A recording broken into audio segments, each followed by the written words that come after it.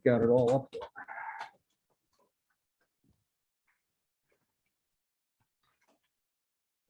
All right, we're at 2. Good morning. How you doing today? Oh, I guess I'm doing okay. I guess we got a meeting scheduled for Wednesday. Okay.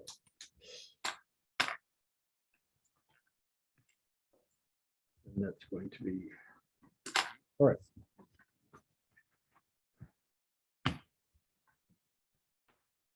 Do you have more people coming, or is this pretty much it? I believe this is it.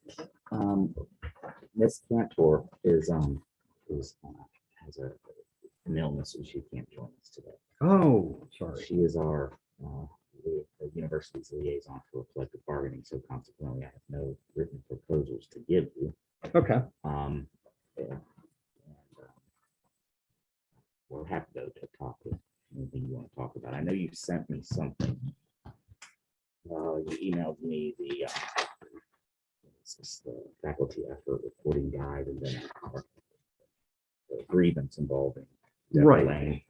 Okay, Right. I read that. I really don't have anything to speak in terms of about that, other than I've read the grievance. I saw why it was denied. It's in draft, and then I guess Miss Gavin indicated that we would bargain over it. And what had happened was at the last faculty senate meeting, the provost indicated that they have already put that in play and that they're already doing that at the university level. And we put in a what is it? He said it was done for statutory reasons or something like that. So we have put in a public records request to try and get that information to find out, you know, what's been put into play, why it's been put into play, and things like that. And once we have that, then we will be dealing with that in the appropriate manner, be it a grievance or a ULP. I don't know at this point, but you know, I just wanted you to be up to speed on that. Yeah, I appreciate it. All right. Okay. And you know, so that's where that particular part is. Outside of that, I have got 2 things that I would like to put on the table. And again, you know, these are put on the table so that you guys can look at them, and you know, we'll figure out, you know, how we want to proceed with them.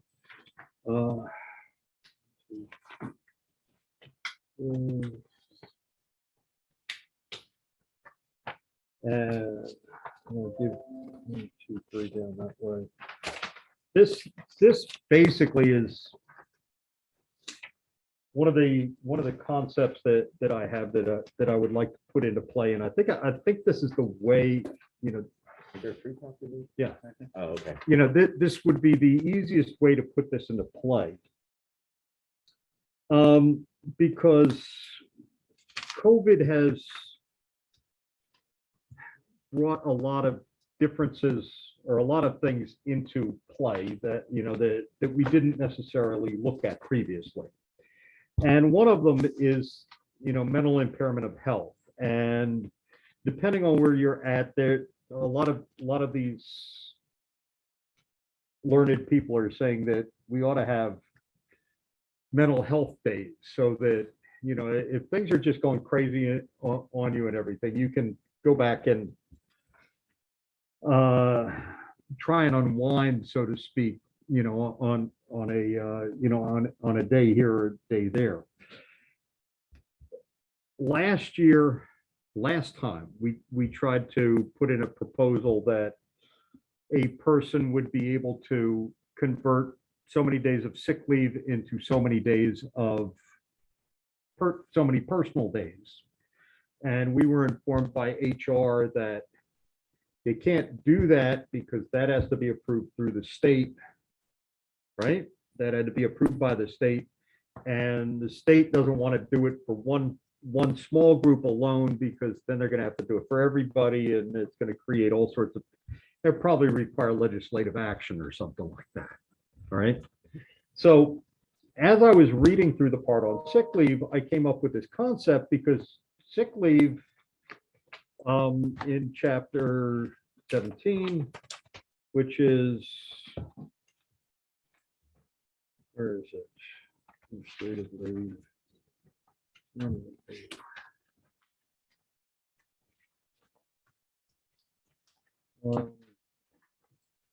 Sick leave, or, 17.8 says leaves due to injury or illness injury. Illness injury is defined as any physical or mental impairment of health, including such impairment proximate resulting from pregnancy, which does not allow a faculty member to fully and properly perform the duties of the position. And I'm going, this sounds to me almost like it includes mental health days. Okay. And what I was trying to do here is put in so that in the definition where it would describe mental impairment of health to include temporary impairment that does not require evaluation by a healthcare provider. So the same way you can get up in the morning and go, geez, I can't go into work today. My digestive system has said, don't get up. You could go and you could do the same thing on a mental health perspective where you're looking at it going, this is it's going to be a problem for me to function today because of the way my mindset is or something like that. Now, as such, it would be included in there under leaves due to illnesses, which means that all of the other criteria for leaves due to illnesses, would remain in force, and it would be, what is it? You wouldn't be able to abuse it because of the other provisions that are put in there under what is it, under 17.8. Okay. So I would ask that your team consider that. And then when I was reading through the definitions, I saw another thing that I don't know how you would correct that, but I don't think President Robinson would like it if he read it. And that's the next to the last line where it says university means Florida Agricultural and Mechanical University, acting through the president or her staff. Hey, I didn't see that either, but when I was reading this, I go, huh. Maybe we just want Huh? to put it his or her, his staff. Yeah, never know. or we could make it, gender neutral or, The university. yeah, The university. There you go. instead of yeah, so, Take out all the pronouns. yeah, make it, I don't know. Okay. So I would put that on the table, and, if you have any questions, we'll be glad to attend. See what we can Yeah, help you out on. when you use sick leave now, you don't have to come in with a doctor's note, right? I mean, you could just call in, unless you're claiming like family Extended. FMLA or ADA type of, Mhm. you just simply call in and say, I'm sick today. Right. Okay. And that's all we're really doing. All you're doing here is just defining mental impairment of health as it's set forth in Yeah, 17. saying that it includes, Yeah. if I wake up in the morning and, I've just had a really bad day and I need to gather my wits about me to be able to go in, that would be a valid reason for me to use a sick day. Okay. So to speak. I mean, but I guess if you just call in and say, hey, I'm sick, does anybody go, well, what's the matter with Dr. Mahovy? Is it a mental, is it physical, is it digestive, Right. is there an inquiry, or they just say, okay? No, No, not unless it's abused. I mean, if you do every Friday, I'm sick. And then, so somebody will say, what's It's going on? Mondays with me. Well, No, and you pick on the Friday because I had a colleague who was nearing the end of his career, and he looked at all his sick days and he said, I need to put some down. And he told his supervisor, I'm going to be out every Friday for the rest of the year. And, sick day. And his supervisor looked at him and said, no, you can't. And you can't because it's a pattern. It's a pattern. You know, you can't go over 4 days. If you go over 4 days, then you got to get a doctor's note to come back. You know, so it would just kind of codify that in there so that we would have that particular part in there. Okay. Okay. And so if you'd look that over. Now, this one, I'm gonna get through that way. I do have a question. Yes. So what about the certification provision? The certification provision, as I understand it, only works if, you know, if you've been out for 4 consecutive days. Right. So if I take 4, mental health days, then. If I take one in January and one in February and one in April, that's, you know, but if I'm taking 4 consecutive, then you're admitting that you need to, you know, that's more of a vacation, so to speak. It's rather than, you know, you would have to get certified Okay. if you took 4 consecutive ones, because that's what it's the same way with, you know, with sick leave. You know, you come down with COVID, even though they're being very lenient about it, theoretically, after 4 consecutive days out, they could say to you, hey, we need you to say your physician says you can come back. We had one grievance back in, many years ago, where a gentleman had, colonoscopy, and it turned into surgery. And he didn't know about it, you know, before he went in, and afterwards, he was out for 4 weeks. And before he came back, his dean looked at him. You got to get it certified by a physician that you can come back to work. And And that's that's, in line with Yeah. The Family Medical Leave Act, which is essentially if you're 3 days out Right. with a trip to the doctor or whatever, then that qualifies as qualifying event under FEMA, and that's why we want the certificate when you have those continued days. yes, So I guess if you're just wanting to define it for purposes of taking a random sick day, yes, but if you're out with anything for more than 3 days, then it's FEMA could qualify, and we want a certificate. Yeah. So, Mhm. okay. Yeah. Fair enough. All right, so that's what we're looking at on there. This is Article 11. Okay. And Article 11 is evaluation file. And the first part on Article 11 says there shall be one evaluation file containing dated copy of all documents used in the evaluation process other than evaluation for tenure and promotion. Okay. What we are trying to do is we are trying to add to this, and you can see this on the bottom of page, or on the back of page 2, all of page 3, and part of page 4, the tenure and promotion file. This is mostly due to modifications in the way the tenure and promotion files are looked at. Because in the past, you would bring over a binder, a written, a physical file, and you would hand it off. And now we are going to more of an electronic filing system where all the documents go onto the electronic filing system. We have had challenges over the past 5 or 6 years.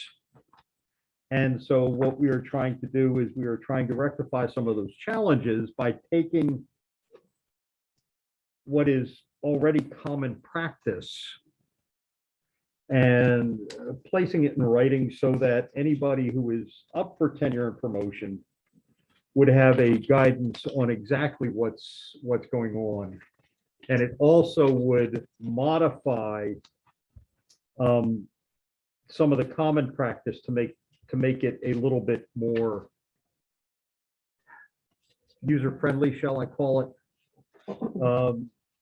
And basically what we've done is, the university has it, it says the university will designate the archival system that we use for the evaluation to the faculty members at least 3 years prior to the date that member applies for tenure and promotion. Currently, everybody gets notified midsummer of the year they're going on.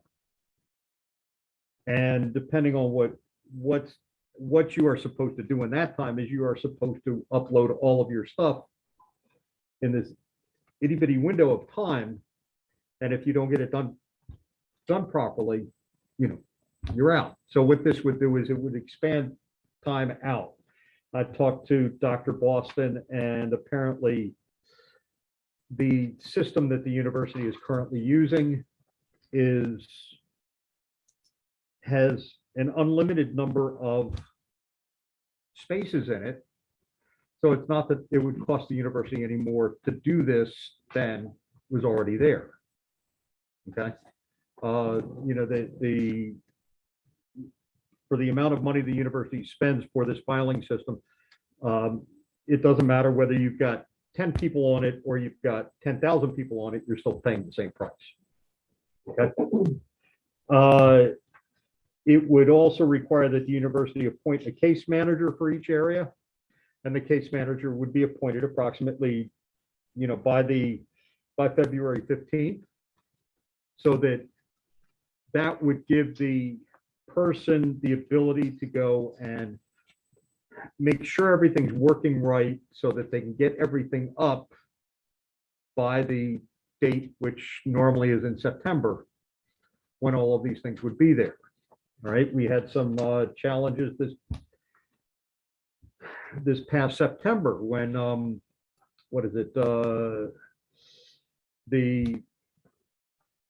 people were trying to get up, but they didn't know who the case manager was. Case manager says, no, it's not me, it's somebody else. And it goes back and forth like this. And by the time they're done, they got 3 days to get all their stuff up. And so what we're trying to do is we're trying to rectify that. It says case manager will be appointed by the university, and that. It also stipulates that tenure TNP submission deadline shall not be prior to the 6th week after the 9-month contract starts, and the due date shall be on a Sunday at 11:59 p.m., which still gives the university the control over when it is, but it stipulates that even somebody who starts late will have a 6-week time period in there to be able to get all their stuff up, because this system is, it's got some interesting quirks to it. What else do we have in here? And then it's got a listing of documents, and these are the current documents that the university is allowing people to upload. It doesn't, it's more of a overreaching list than a list of what people need for tenure and promotion. But I don't see any problem in having more spaces for things to go up than than what they actually are required to have. Okay. So, and this was taken off of what is currently up on the system at this time. Some modifications are on the last page, which are D, which says the files of AOR, annual evaluation, and student evaluations must be uploaded by the case manager on behalf of the applicant. These are university files. I know as far as my AORs go, once it gets out of my hand, I never see a signed copy of it anywhere. But it's supposed to be in the, in the provost's office or somewhere. All right. Annual evaluation is the same way. Once I sign off on it, it gets signatures on it, but I never get a copy back, which means I now have to go hunting for it. And rather than have that, the case manager, who would normally be a person who would be in that loop, would be able to upload them. And student evaluations are the same things, because student evaluations are, run by the university, and they can be just picked and put up. E is a new concept, and it says these files may be amended or added to when a reviewer of the documents indicates that a document listed in the CV is missing, or if a file appears to be corrupted. You can upload a PDF and all of a sudden they can figure out that it's corrupted, but you don't find out about it until 2 days after everything's closed. And at that point, it says, you can't upload things, you can't put something up that's past the date, but it's in the CV. You thought you had a version of it that was viable, and the system accused it to be corrupt. And therefore, if it's corrupted, it would be, it would allow these things to be placed up and activated. And it says, or if a file appear, or if it's missing in the CV. We have one case right now that we are dealing with where somebody swears they uploaded everything. Nobody could find it. And 3 months later, it miraculously appeared in the file system, right? The electronic side? Yes, ma'am. Yes, ma'am. It Is miraculous. there a tracking mechanism where you can go behind the scenes and kind of tell everything that was uploaded? But I will say one thing about the current system they're using. Everything goes on what I would call Greenwich Mean Time. I had somebody uploading something that says they're supposed to have all their stuff uploaded by midnight on Friday the 18th. And at 9 o'clock on Friday the 18th, they give me a phone call and they said, the file I just uploaded says it was put up on 3 a.m. Saturday the 19th. Right? So there's a challenge in there at times with the, with the timing. But at midnight or the passage from Friday to Saturday, the system shuts down, so they no longer have access. So they put these things up, but if somebody goes back and looks at it, it says, wait a second, you uploaded this on Saturday instead of Friday. Okay, so that's one thing we're trying to rectify in here, right? And it's not creating a new document because it says the document has to be listed in the CV, which is uploaded onto it's uploaded onto the onto the file system. So if somebody goes in and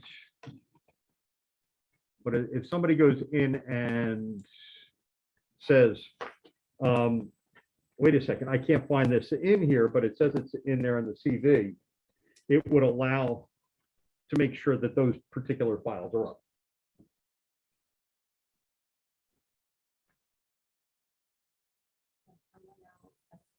Okay, so the CD's uploaded, the document. Mhm. I personally, am not personally able to upload my documents. I'd rather do it, myself because I know it's there. Mhm. So this responsibility is going to be with the case manager to go, or is it only in an instance where something goes wrong or it's not there? It's only in the case of something that's wrong. It's not there. The person says, no, I uploaded it. I can't find it. Or it can't be found. Where is it? And I don't know. I mean, it could have been put in the wrong spot. It could have been it could have been any number of things, but with the exception of AOR's evaluation and student evaluation, the rest of it all rests on the faculty member who's putting it up. Now, if it's discovered later on, then it's got to go through the case manager, right? Then it would go through the case manager.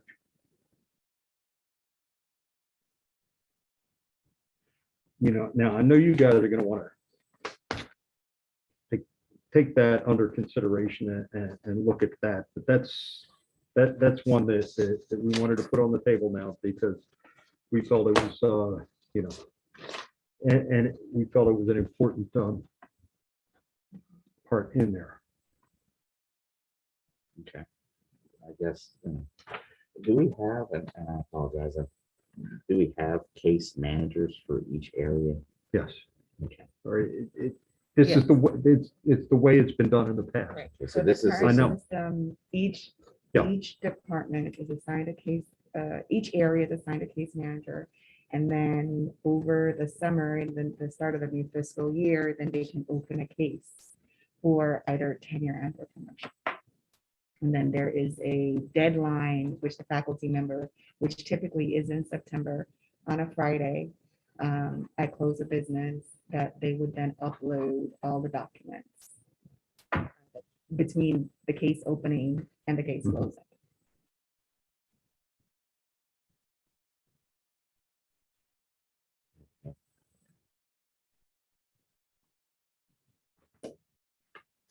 I understand what it is. I mean, there's a couple of things in here that just sort of jump off the page at me. I guess the university will designate the archival system that will be used for evaluation to the faculty member at least 3 years prior to the date faculty member applies for tenure.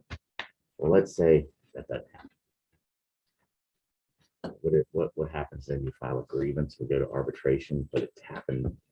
This happened 2 years ago, or you know what I mean? Because the No, grievance only allows for like, Yeah, no, I a understand certain amount that. of days. Yeah, I mean, what happens if you, then we come down to what happens if they change systems, right? Then what happens I if you mean, change? we get systems? an arbitration You know, over that our we're computer gonna- system, and yeah. then somebody found out about it. Yeah. No, I don't think that's, well, I mean, that's, you'd know how to better put that into language than I would. All right, we'll think On, about it. you know, on how not to, on how that particular thing is there. Normally, what we're looking at is we're looking at having a longer window for the person to upload stuff. I went and, That's the key. That's the key. yeah, This is a longer yeah. takeoff.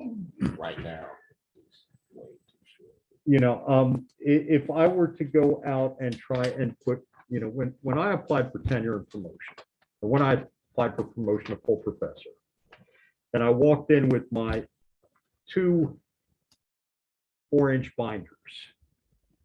All right. There's a lot of stuff in there that if I've got to put all of that stuff up onto the system in a 30-day window, I can't teach my classes because I'm going to be doing this, for a long period of time. If I got a extended window, 4 years, I can go out and I can put them up. For example, I went and, I just tested out the system a while back, and I took all my publications. I got them all in PDFs. So I'm not even talking about the time to convert them into PDFs. I got them all in PDFs, and I uploaded them up to the system. Then I pressed upload, and it took 2 hours to get them up. Now that I've got them up, I now have to go back and I have to index them all and put them all in the right spot and do all the right things with them, which, what we're looking for is a way that a person can start putting all of these things up from the beginning over a longer period of time so that they aren't, so it isn't all dumped on them at once.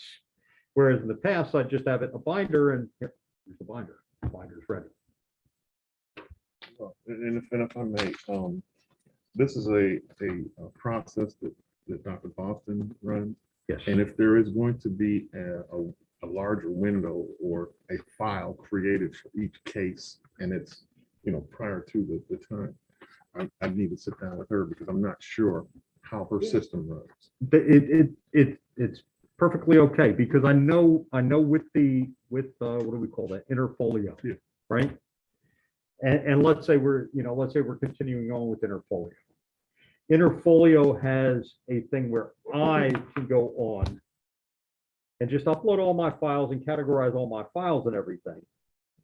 And then when the case manager comes in and says, all right, this is where you're gonna put them on, I can transfer them from there over to here. But, I have to transfer each file one by one and put it in the right cubby hole and everything, and even that takes time.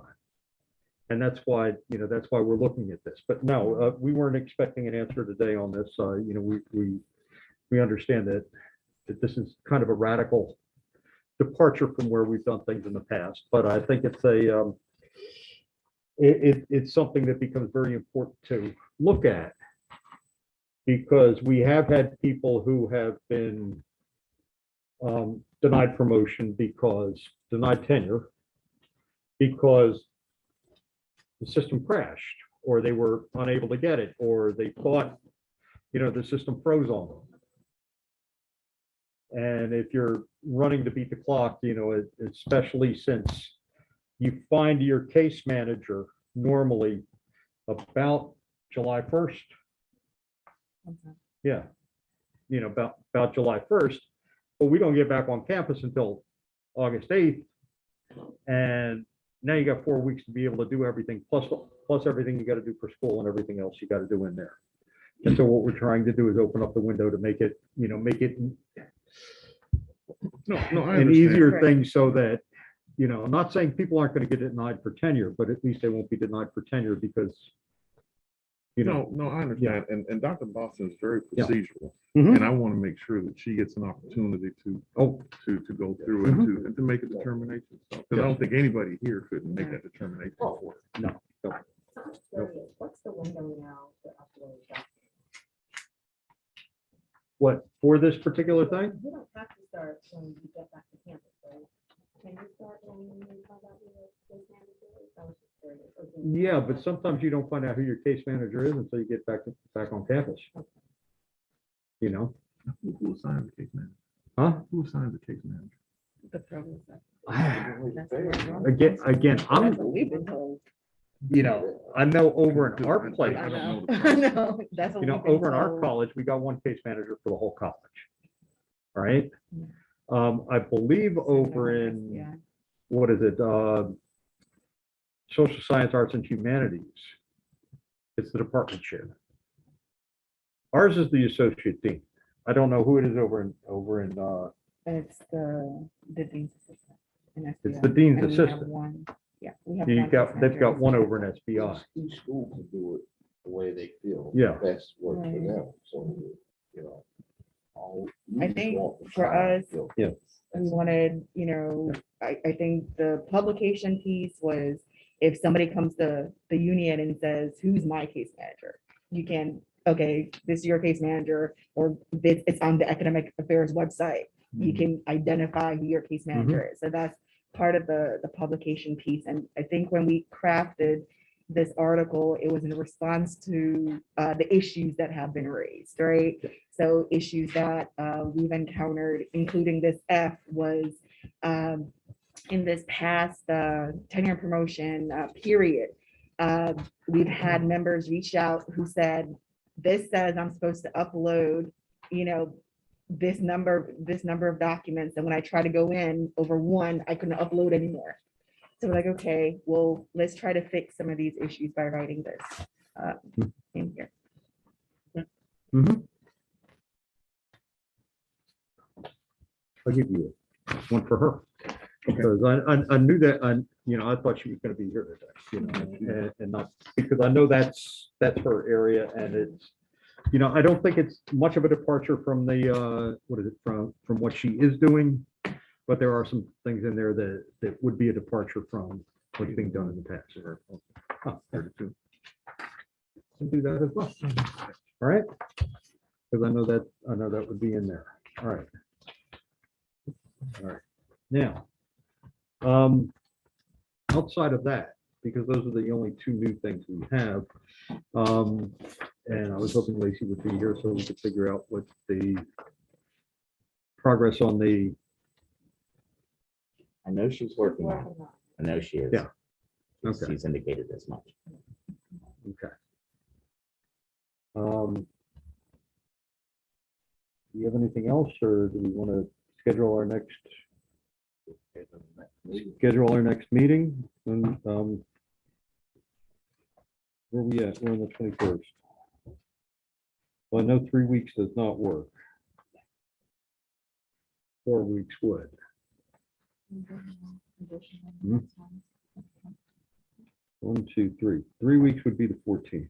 14th is not- That's spring break. That's spring break. That's not working. Yeah. That's not working. You know, the following, you know, the 21st, which is 4 weeks would. And that again would be the third Monday of the month.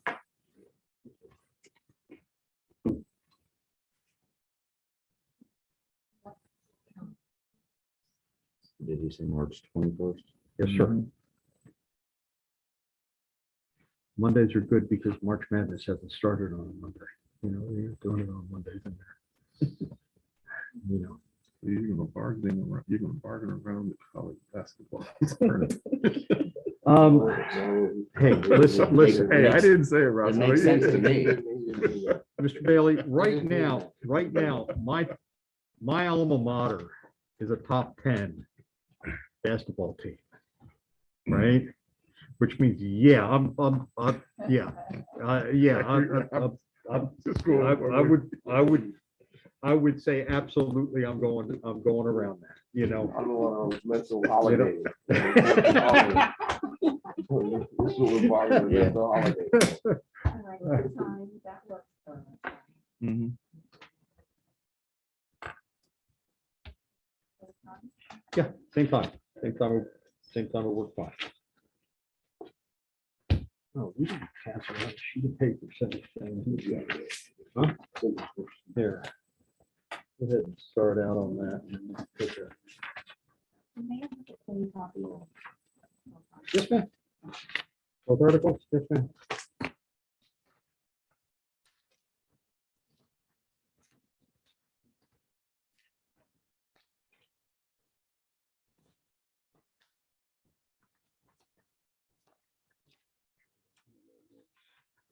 That's my copy.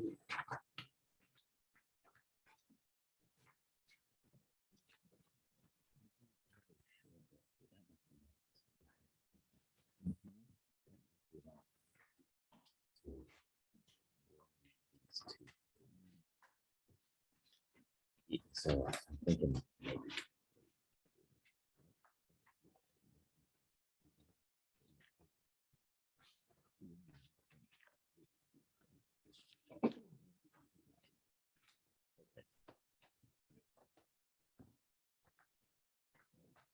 Can we just have one before we Like this,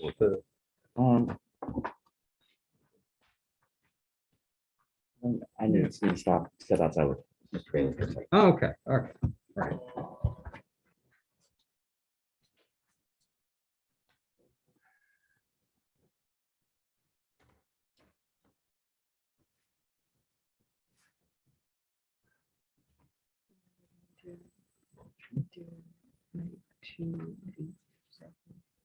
Hmm?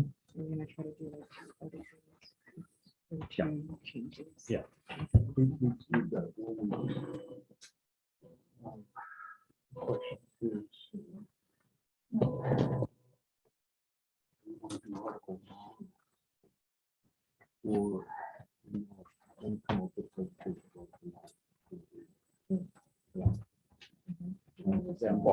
Yeah. Therefore, But ours, we have 14. What is it, 15? What else do we need to? Because this was the main one that I was looking at. Yeah, okay, all right. So that we think can do next time. I think I already sent you that. You guys just need to look it over. I don't know if I sent it, but I think I said it. You guys need to look it over because that way you could have that. And then, We're gonna do that.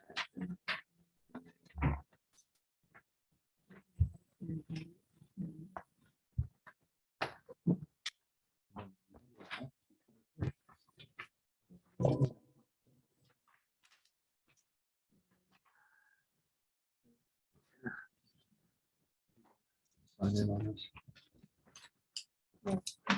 So based on. No, no.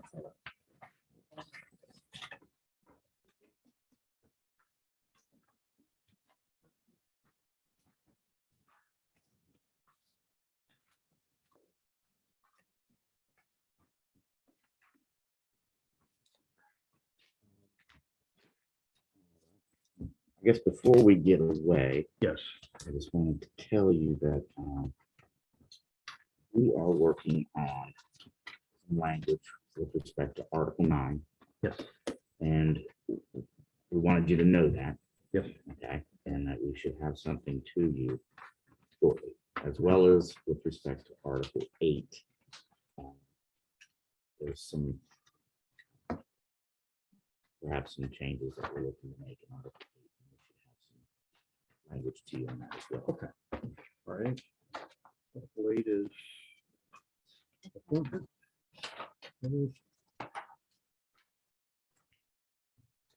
Article 8 is appointment. Okay. Then we'll be using the, yeah. Oh, all right. Mhm. Okay.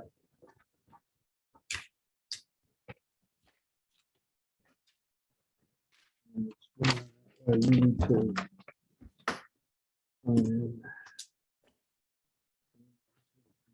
Six, seven, eight. All right.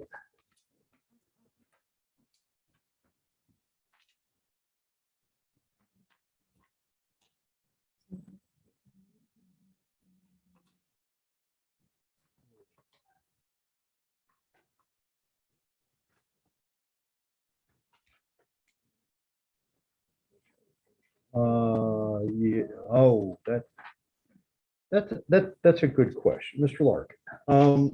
Last year, we did a,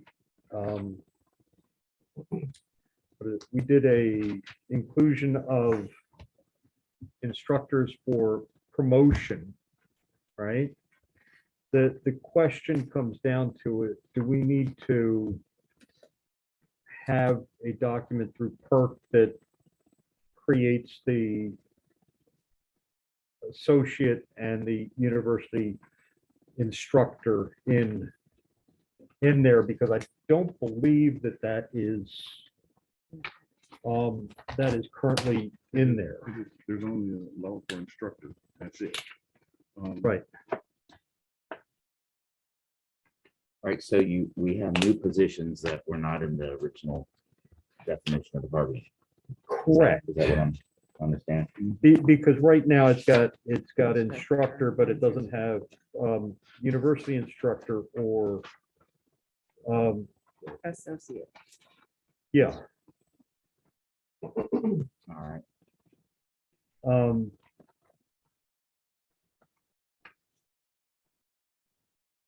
Is there what is it, a class code number for those two that we know of? No, there is not. And that's something that we can come back with some language on that to see if that's, amenable to you, and then we'll go from there. Yeah, because I'm just thinking of having the, what is it, how we would include that in the, what is it, class code list, or whether or not that could go down as a administrative title or something like that. All right. And then I know there are some other ones in here that I don't think are included, which include the associate professor of, what is it? And I know that those were included at one time in a list. The assistant and associate professor of associate professor of research that were non-tenure seeking. Yeah. We did. Because I know we did one of those. And then there was an extension agent and something else that was done. I remember the assistant and associate professor of research. Right. Actually, it was three: assistant, associate, and a professor of Yeah. research. Yeah. I don't remember. We I- did something with that. Yeah, well, all I know is I got a copy of the thing from PERC. And Because you have extension agent 1, 2, 3, I believe, maybe 4. That's already established. right. And I think they were put in to that off of a perk. What is it? Off of a perk You see, document. typically, right, so if you look at your Appendix A, that's your Right. class code titles, Right. that's it. That's part of it, in unit. So, you get a new position and there's some, even if both parties agree, hey, this position belongs in your bargaining unit. Right. It's still not officially in until PERC says it's officially in. Correct. And so there's a mechanism called a unit clarification. Right. So Mhm. you file it and, if you think they're in and the university doesn't, you can still file it. And then PERC will have a hearing and they'll Right. have a little, hearing and say, well, what does this person do? And are they like the other people in the Mhm. unit? And they'll issue an award and, Yeah. they're putting them officially in. Right. The parties can treat them like they're in, but they're never officially in. And I've seen over the years, people get cute and they'll say, oh, yeah, they're in.